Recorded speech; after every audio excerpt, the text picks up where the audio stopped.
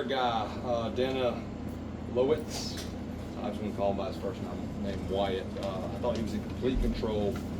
I thought he made great pitches. His fastball was playing up. I like to give credit where credit's due. On the reverse side of that, Lynch was outstanding. McDuffie was outstanding. Both guys, 3 pitches. They worked hard on their changeups. They had to use their changeups. It gets a really good lineup. Told our guys, if you pitch like that, we had one play where Coop couldn't get the ball out of his glove, but he makes that play 9 out of 10 times.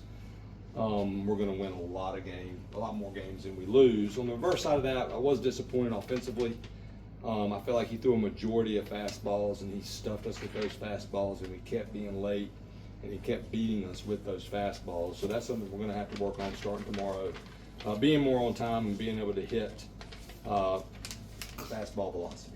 Is that what made him more effective than Everly yesterday? I mean, from here, they're similar players. Yeah, more strikes, more life on his heater. I think he had a 95 in there, but he probably set 91, 93. Yesterday, what was he, 89, 90? That is a big difference. And, you know, I thought for a while that's something that we have to get better at offensively for us to reach our goals. We have great players, but it starts with being on a fastball. I was a pitching coach for a long time. You know, when I'm a pitching coach, if I don't think you can be on a fastball, you're going to get them stuffed down your throat. And that's exactly what they did to us today. He made some big off-speed pitches when he needed to.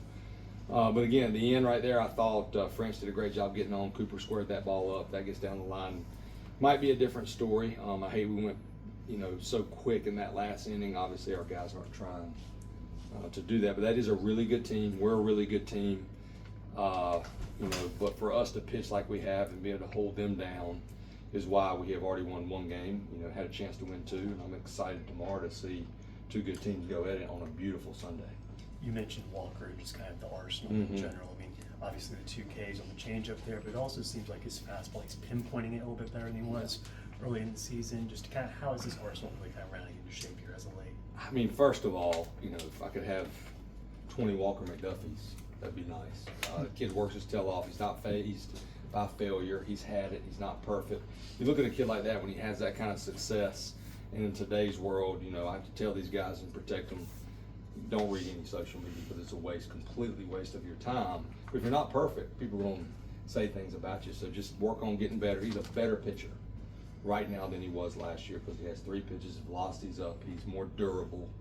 He just threw on Wednesday against UNC, 2 days rest. He looked great, might even look better.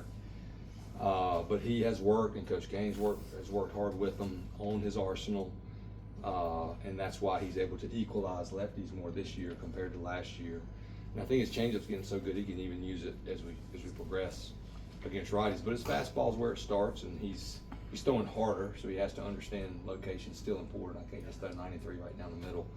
But man, I thought he was outstanding today and gave us a legit chance to win because we were all kind of, whoa, when Matty got hit, he's coming off his injury. Hopefully he's okay.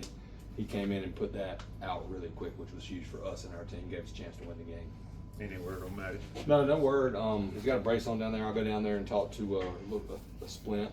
The fact that he's in the locker room, I guess, is a good word.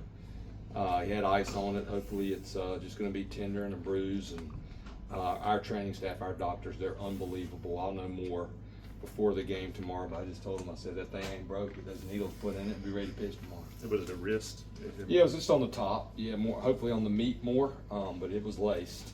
It was on his right hand, so we'll just see what his grip strength like tomorrow. He's a tough kid. You know, I'll be praying for the best for him, most importantly, but also for our team because he's a big part of it. Looked like when you got runners on base, you sort of struggled with their lefty pickoff moves. I mean, were they that good, or was it just something going on? Yeah, I mean, there's nothing to struggle with. That's the other thing. That comes from coaching.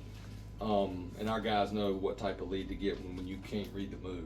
You shouldn't be struggling. So one-way lead, you're just staying on the bag. And but I'll take ownership of that. You know, we need to do a better job of coaching our guys so they do understand that. We'll address that tomorrow. Schaffner was in between, and you can't be in between. If you're in between, you do not run. And he got in between and tried to read something that he shouldn't have read, but that should have just taken the green light off right there.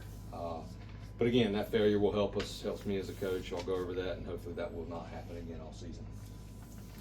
What about, you win big on Friday, you come back and the bats go a little silent.